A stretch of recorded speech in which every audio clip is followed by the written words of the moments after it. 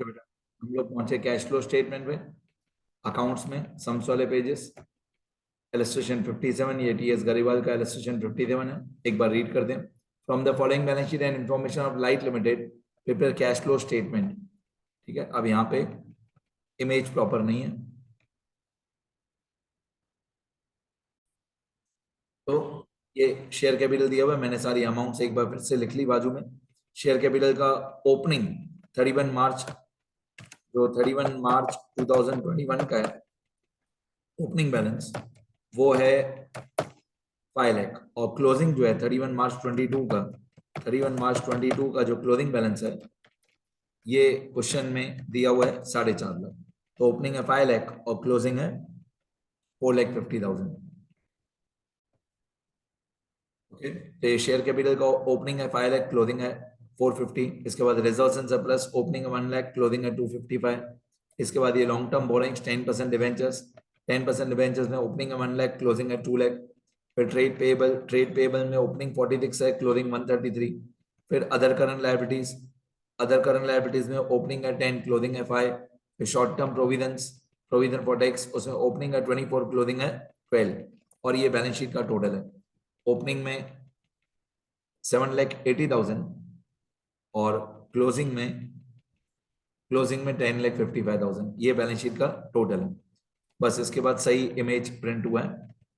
Property plant and equipment opening 510, closing 620, 10% investment 30,000 80,000, current investment 8,000 10,000, inventory 1 lakh और 90,000, trade receivable 90,000 और 185, cash and cash equivalents 4207। इसके बाद ये notes दिए हुए, नोट्स में शेयर कैपिटल दिया, इक्विटी शेयर कैपिटल दिया 12%, preferential capital, reserves and surplus, security premium, surplus, other current liabilities में premium on redemption, trade receivable में debtors less bad debt reserve. अब यहाँ पे लिखा हुआ है you are inform that during the year first a machine with the book value of 40,000 was sold for ₹25,000। यहाँ से मैं सॉल्व करना शुरू करता हूँ कि एक 40,000 की बुक वैल्यू की मशीन हमने 25,000 में बेची। इसमें एक्यूमुलेटेड डेप्रिसिएशन नहीं दिया हुआ है, पर ये 40,000 बुक वैल्यू है, सेलिंग प्राइस 25,000 है। ठीक है, धीरे धीरे बताते जाऊंगा, पहले अकाउंट बनाना शुरू करता हूँ। इसका जो अकाउंट होता है फिक्स्ड एसेट्स का अकाउंट, उसके अंदर मशीनरी इंक्लूडेड होता है। तो ये जो प्लांट प्रॉपर्टी एंड इक्विपमेंट दिया हुआ है, ये हमको दिया हुआ है प्लांट प्रॉपर्टी एंड इक्विपमेंट, इसके अंदर मशीनरी इंक्लूडेड होगा। इसका ओपनिंग है 510 और क्लोजिंग है 620, 510 और 620, 510 और 620। तो मैं वर्किंग नोट्स में जाऊंगा। ये पूरा कैश फ्लो का फॉर्मेट ज्यादा मैं हमेशा पहले से बना के रखता हूँ। आपको बनाने में एग्जाम में टाइम लगेगा, मैंने तो कॉपी पेस्ट कर दिया सारा, पर आपको ये पूरा फॉर्मेट पहले से बनाना पड़ेगा। सेक्शन ए के 4 पार्ट्स, सेक्शन ए के 4 पार्ट्स, ठीक है। फिर सेक्शन ये ए चल रहा है अभी तक, ये सेक्शन बी, फिर सेक्शन सी, फिर नेट इंक्रीज, फिर opening cash and cash equivalent, फिर closing cash and cash equivalent. अब मैंने प्लांट प्रॉपर्टी और इक्विपमेंट का अकाउंट बना के रखा है क्योंकि ये हमारा एसेट है। तो एसेट्स का ओपनिंग बैलेंस होता है डेबिट 5,10,000 और क्लोजिंग होता है क्रेडिट 6,20,000। तो ओपनिंग 5,10,000 मैंने डेबिट कर दिया, क्लोजिंग 6,20,000 मैंने क्रेडिट कर दिया। अब आपको अगर याद हो तो एडजस्टमेंट नंबर 1 में लिखा हुआ था, एडजस्टमेंट नंबर 1 में, कि जो 40,000 की बुक वैल्यू की मशीन है वो हमने बेचा 25,000 में। अब 40,000 की बुक वैल्यू हमने बेचा 25,000 में, तो ऑब्वियसली 15,000 हमारा लॉस हुआ। तो यहाँ पे 2 जनरल एंट्री होगी, एक जनरल एंट्री होगी सेलिंग प्राइस की, एक जनरल एंट्री होगी लॉस की। सेलिंग प्राइस की जनरल एंट्री होगी बैंक टू मशीनरी, मतलब 25,000 रुपीज हमारा बैंक बैलेंस बढ़ जाएगा और machine goes out, credit what goes out. तो हमारी जनरल एंट्री होगी बैंक टू मशीन 25,000, और जो 15,000 हमारा लॉस हुआ उसकी एंट्री होगी profit and loss account debit to machine. 2 entry. तीसरी भी एक एंट्री होती है एक्यूमुलेटेड डेप्रिसिएशन, अगर क्वेश्चन में दिया हो तो, अगर क्वेश्चन में लिखा हो कि इतना एक्यूमुलेटेड डेप्रिसिएशन था और प्रोविजन फॉर डेप्रिसिएशन का अकाउंट भी दिया हो, ओपनिंग और क्लोजिंग बैलेंस दिया हो प्रोविजन फॉर डेप्रिसिएशन का, तो तीसरी एंट्री भी होती है। बट इस क्वेश्चन में तीसरी एंट्री नहीं होगी, इस क्वेश्चन में 2 ही एंट्री दूंगी, एक्यूमुलेटेड डेप्रिसिएशन में नहीं दिया हुआ है और प्रोविजन फॉर डेप्रिसिएशन का अकाउंट में नहीं दिया हुआ। तो पहली एंट्री सेलिंग प्राइस की बैंक टू मशीन, कौन सा bank, section B. Section B में इनफ्लो, इन्वेस्टिंग में इनफ्लो 25,000। तो यहां से मैं बस इतना लिखा हुआ था मेरा, अभी मेरा पूरा लिखना बाकी है। तो 25,000 सेक्शन बी में इनफ्लो, 25,000 बैंक में डेबिट, मतलब सेक्शन बी में इनफ्लो सेल ऑफ मशीनरी 25,000, और मशीन अकाउंट में क्रेडिट, मशीन गोज आउट। तो मशीन अकाउंट में क्रेडिट साइड पे 25,000 बाय बैंक अकाउंट, ब्रैकेट में आपको चाहिए तो आप लिख सकते हो selling price, bank to machine. पूरे कैश फ्लो स्टेटमेंट में ऐड मतलब डेबिट, पूरे कैश फ्लो स्टेटमेंट में ऐड मतलब डेबिट, और पूरे कैश फ्लो स्टेटमेंट में लेस मतलब क्रेडिट। तो मैंने कैश फ्लो स्टेटमेंट में कर दिया ऐड मतलब डेबिट, और मशीन अकाउंट में कर दिया क्रेडिट 25,000। फिर हमारा जो 15,000 पे लॉस हुआ, ये जो 15,000 हमारा लॉस हुआ 15,000, ये पीएनएल में होगा डेबिट। पीएनएल में डेबिट मतलब पीएनएल में सेक्शन ए में पार्ट 2 में एक्सपेंसेस में, पीएनएल टू मशीन। तो सेक्शन ए है हमारा, उसमें पार्ट 2 में एक्सपेंसेस हमने लिखे हैं, ये सेक्शन ए है, इसमें पार्ट 2 में एक्सपेंसेस एंड लॉसेस हमने लिखे हैं। इसमें लॉसेस में 15,000 हम लिखेंगे, और इधर हम लिखेंगे loss on sale of machine, loss on sale of machinery 15,000। PNL में हो गया डेबिट और मशीन अकाउंट में होगा क्रेडिट। वर्किंग नोट्स में, वर्किंग नोट्स में मशीन अकाउंट में होगा 15,000 credit by profit and loss account, bracket में लॉस 15,000। और एक एक्यूमुलेटेड डिप्रिसिएशन की एंट्री होती है, इस सब में नहीं है, वो एंट्री होती है provision for depreciation account debit to machinery. Provision for depreciation होता है डेबिट और मशीनरी होता है क्रेडिट, इस सब में नहीं है। चलो एडजस्टमेंट नंबर 1 हमारा कंप्लीट हो गया वर्किंग नोट्स के साथ। नेक्स्ट, अब एडजस्टमेंट नंबर 2। एडजस्टमेंट 2 में लिखा हुआ है depreciation charge during the year was 70,000। अब सीधी बात है, डेप्रिसिएशन हमने चार्ज किया होगा, तो डेप्रिसिएशन हमने जो चार्ज किया होगा वो इन्हीं प्लांट प्रॉपर्टी और इक्विपमेंट वाले जो एसेट्स हैं इन्हीं पे चार्ज किया होगा। तो डेप्रिसिएशन इन लोगों ने दिया है कितना एडजस्टमेंट में 70,000। इसकी जर्नल एंट्री होती है profit and loss account debit to tangible assets. Profit and loss में डेबिट होगा और टेंजिबल एसेट्स में प्लांट प्रॉपर्टी इक्विपमेंट वाले अकाउंट में क्रेडिट होगा। तो प्रॉफिट एंड लॉस अकाउंट में डेबिट मतलब एड एक्सपेंसेस में section A part 2 depreciation on assets, depreciation on assets कितनी अमाउंट थी, मैं अमाउंट भूल गया, इसकी अमाउंट थी 70,000, ये 70,000। तो depreciation on assets profit and loss account में डेबिट एड एक्सपेंसेस में 70,000, और प्लांट प्रॉपर्टी एंड इक्विपमेंट में क्रेडिट। ये जो प्लांट प्रॉपर्टी एंड इक्विपमेंट है ये वाले अकाउंट में credit 70,000 by profit and loss account, और ब्रैकेट में डेप्रिसिएशन, ब्रैकेट में depreciation of current year you can say. ठीक है, अब इस अकाउंट को टैली करेंगे, डिफरेंस निकालेंगे, वो डिफरेंस डेबिट साइड पे आएगा, लेकिन अभी टैली नहीं करूंगा, मैं लास्ट में टैली करूंगा। सारे वर्किंग नोट्स में एक साथ टैली करूंगा लास्ट में, अभी नहीं। अभी हो सकता है ना प्लांट प्रॉपर्टी इक्विपमेंट की कोई और एडजस्टमेंट भी हो, इसलिए मैं अभी टैली नहीं करूंगा, लास्ट में टैली करूंगा। आगे इसके बाद adjustment number 3, preference shares were redeemed on 31 December 21 at a premium of 5%। ये डेट तो काम आएगी, पहले रिडीम कर देते हैं फिर बताता हूँ ये डेट कहाँ पे कैसे काम आएगी। तो preference shares were redeemed on 31 December at a premium of 5%।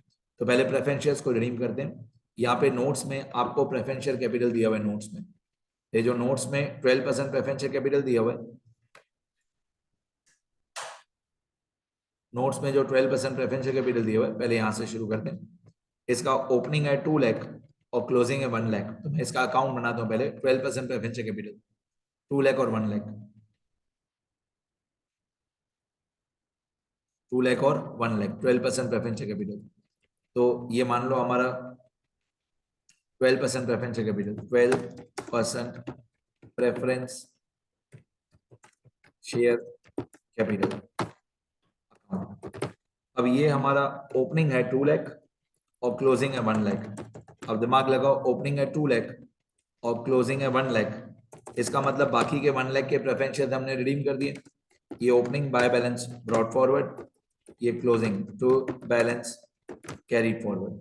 इसका मतलब ये हुआ कि जो डेबिट साइड पे यहाँ पे डिफरेंस है 1 लाख, उतने प्रेफरेंस शेयर्स के उतने हमने 1 लाख के प्रेफरेंस शेयर्स रिडीम किए होंगे एट अ प्रीमियम ऑफ 5%। ऐसा भी क्वेश्चन में लिखा हुआ था, क्वेश्चन में लिखा हुआ था एट अ प्रीमियम ऑफ 5%। ठीक है, अब हम क्वेश्चन में देखते हैं कहीं पे प्रीमियम ऑन रिडम्पशन है क्या। ये रहा, premium on redemption of preference shares भी दिया हुआ है, तो इसका भी एक अकाउंट बना देते हैं। ये नोट्स में दिया हुआ है premium on redemption of preference shares 10,000 और 5,000, तो इसका भी एक अकाउंट बना देते हैं। ये भी लायबिलिटी होता है 10,000 और 5,000। Premium on redemption of preference shares. एक अकाउंट बनाते हैं नया, premium on redemption of preference shares account. अब इसका ओपनिंग है 10,000 और इसका क्लोजिंग है 5,000, राइट। ओपनिंग इसका क्रेडिट होगा क्योंकि लायबिलिटी है, bye balance brought forward. Closing इसका डेबिट होगा, लायबिलिटी में क्लोजिंग डेबिट होता है। तो अब हम लोगों ने किया क्या, क्वेश्चन में हम लोगों ने 1 लाख रुपीज के प्रेफरेंस शेयर्स रिडीम किए एट अ प्रीमियम ऑफ 5%। तो 1 लाख आप देखो यहाँ पे प्रेफरेंस शेयर कैपिटल में डेबिट साइड पे डिफरेंस है 1 लाख, और प्रीमियम ऑन रिडम्पशन में यहाँ पे डेबिट साइड पे डिफरेंस है 5,000। तो ये 1 लाख और 5,000 हमने पे किए, प्रेफरेंस शेयर हमने रिडीम किए। तो ये 1 लाख भी यहाँ पे होगा डेबिट, तो बैंक में होगा क्रेडिट। कौन सी बैंक, सेक्शन सी, क्योंकि प्रेफरेंस शेयर्स की सारी बातें सेक्शन सी में आती है। और ये 5,000 जो premium on redemption of preference shares है, 5,000 जो डिफरेंस है, मतलब क्रेडिट साइड पे 10,000 है, डेबिट साइड पे 5,000 है, तो जो डिफरेंस है 5,000 ये भी हमने पे किया होगा। तो जब हमने प्रेफरेंस शेयर्स को रिडीम किया होगा तो हमने 1 लाख कैपिटल का पे किया होगा और 5,000 प्रीमियम और रिडम्पशन का पे किया होगा। तो ये वाला 1 लाख हमने पे किया, यहाँ पे होगा डेबिट तो सेक्शन सी में क्रेडिट, और ये वाला 5,000 भी प्रीमियम और रिडम्पशन वाला यहाँ पे डेबिट तो सेक्शन सी में क्रेडिट। मतलब हमने प्रेफरेंस शेयर्स को रिडीम किया, टोटल 1,05,000। तो मैं सेक्शन सी में जाऊंगा, आउटफ्लो में जाऊंगा। सेक्शन सी में आउटफ्लो में मैं लिखूंगा कि प्रेफरेंस शेयर कैपिटल का 1,05,000 हमने रिडीम किया, तो इसको बोलते हैं redemption of preference shares with premium या एट प्रीमियम। तो 1 लाख रुपए के प्रेफरेंस शेयर्स और 5,000 प्रीमियम, टोटल हमारा कैश आउटफ्लो होगा 1,05,000। इतना पैसा हमने पे किया। बाकी इन दोनों अकाउंट को टैली में बाद में करूंगा, वैसे भी दोनों साइड पे टैली हो गया है, दोनों साइड पे टोटल इक्वल आ गया है, प्रेफरेंस शेयर्स का भी और प्रीमियम और रिडम्पशन का भी, पर फिर भी मैं इन दोनों का टोटल बाद में लिखूंगा आगे। अब ये जो डेट दी हुई थी प्रेफरेंस शेयर्स के रिडम्पशन की ऑन 31 दिसंबर, ये क्या है मैं आपको समझाता हूँ। यहाँ पे नीचे पहले हम चेक कर लेते हैं कि प्रेफरेंस शेयर्स की कोई एडजस्टमेंट है। हाँ ये रहे, dividend at 12% was proposed on preference shares. थोड़ा ब्लर है इमेज पर ट्राई करना रीड करने का। Dividend on at 12% was proposed on preference shares for the year ending on 31 March 22 on rupees 1 lakh, and for the year ending on 31 March 21 on rupees 2 lakh. तो preference share redeem मैंने बता दिया। ये जो point है adjustment number 5, dividend at 12% on was proposed on preference shares for the year ending on 31 March 22 on rupees 1 lakh, and for the year ending on 31 March 21 on rupees 2 lakh। मतलब last year वाला जो है 2 लाख पे 12% और current year वाला जो है वो 1 लाख पे 12%। मैं लिख के समझाता हूँ डिटेल में इसकी 2-4 बातें समझाता हूँ। प्रेफरेंस शेयर रिडीम वो हो गया, प्रेफरेंस शेयर्स को हमने रिडीम कर दिया। अब मैं यहाँ पे आपको डिटेल में एडजस्टमेंट नंबर 5 समझाता हूँ।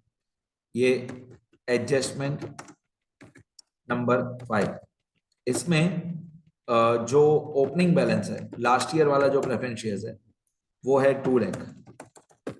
2 लाख का जो प्रेफरेंस शेयर कैपिटल है उसमें हम 12% डिविडेंड पे करेंगे। अब जो क्लोजिंग वाला है, क्लोजिंग बैलेंस वाला प्रेफरेंस शेयर्स है वो है 1 लाख, और क्वेश्चन में बोला हुआ है कि ओपनिंग वाले पे भी 12% प्रपोज्ड डिविडेंड है, प्रेफरेंस डिविडेंड, और क्लोजिंग वाले पे भी 12% है। ठीक है, अब ये हमारा प्रेफरेंस शेयर कैपिटल है, ओपनिंग 2 लाख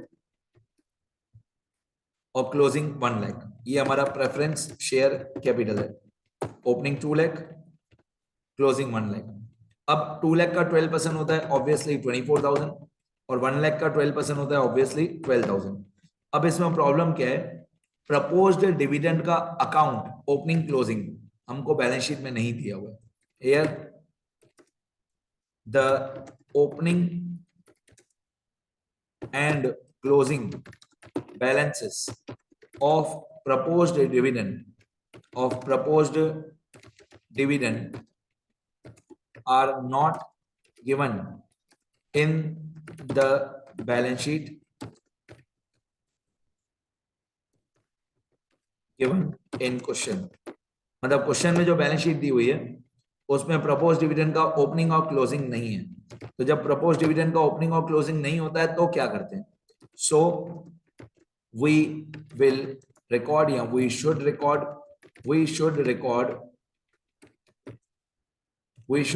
record जो 24,000 है, only the proposed dividend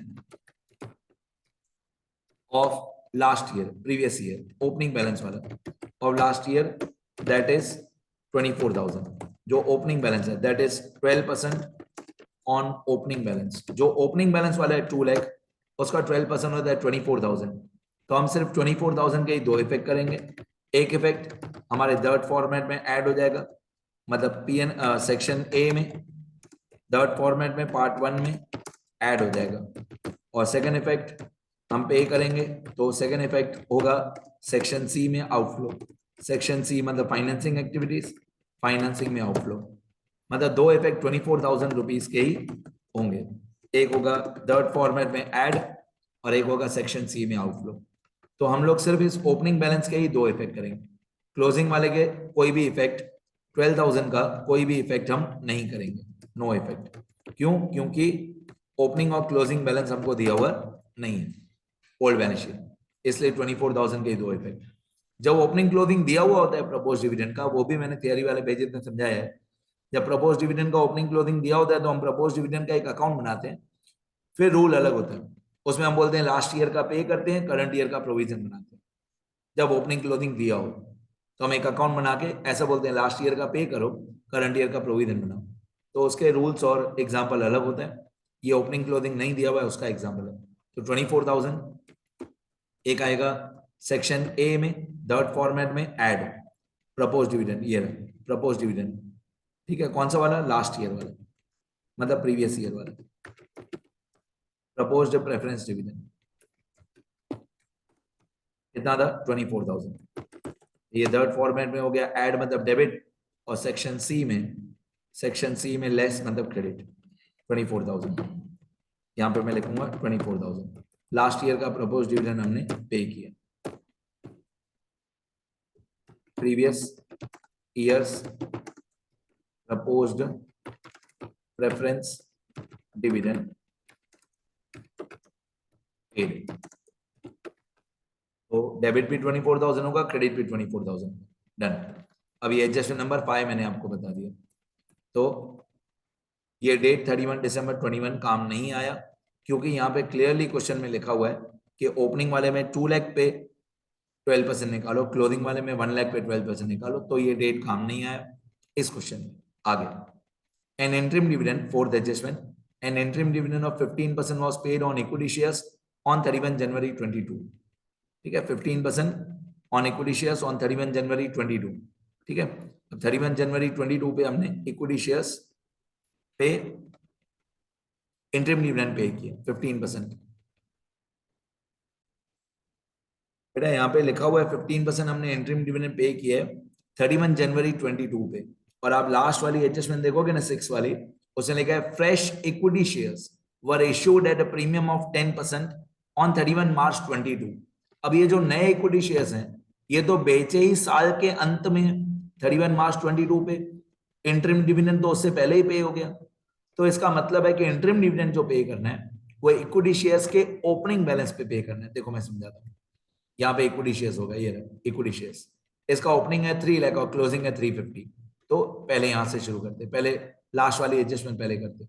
ये इक्विटी शेयर्स है 3 लाख और 350. ठीक है, ये कंप्लीट करेंगे लास्ट वाली एडजस्टमेंट. तो 6th वाली पहले करेंगे तो 4th वाली समझ में आएगी. इक्विटी शेयर्स का ओपनिंग और क्लोजिंग है 3 लाख और 350. तो मैं एक अकाउंट बनाता हूं पहले इक्विटी शेयर्स का 3 लाख और 350. ये एक अकाउंट बना लेता हूं, इक्विटी शेयर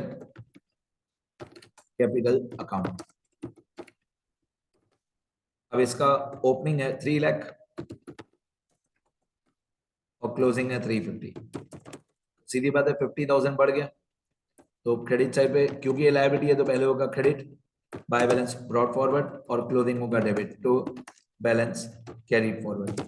ठीक है, अब ओपनिंग वाले की डेट, ओपनिंग वाले की डेट होगी 1/4/2021. अब क्लोजिंग वाले की डेट, क्लोजिंग वाले की डेट होगी 31 मार्च 22. राइट. अब हमने 50,000 का जो फ्रेश इशू किया है वो एट 10% प्रीमियम किया है, सही है. लेकिन ये फ्रेश इशू हमने किया है 31 मार्च 22 पे, साल के अंत में। ये जो फ्रेश इशू हमने किया है ये हमने 31 मार्च 22 पे फ्रेश इशू किया 50,000 का। ये पैसे हमको मिले, बैंक अकाउंट डेबिट होगा, वो भी सब सारी बातें सही है, लेकिन ये पैसे कब मिले? 31 मार्च 22 पे। फ्रेश इशू कब किया? 31 मार्च 22 पे फ्रेश इशू किया। तो ये 50,000 का फ्रेश इशू किया एट अ प्रीमियम ऑफ 10%। चलो मैं सिक्योरिटी प्रीमियम अकाउंट भी बना देता हूँ, जिसकी जिसकी एडजस्टमेंट हो उसका अकाउंट बनाना चाहिए।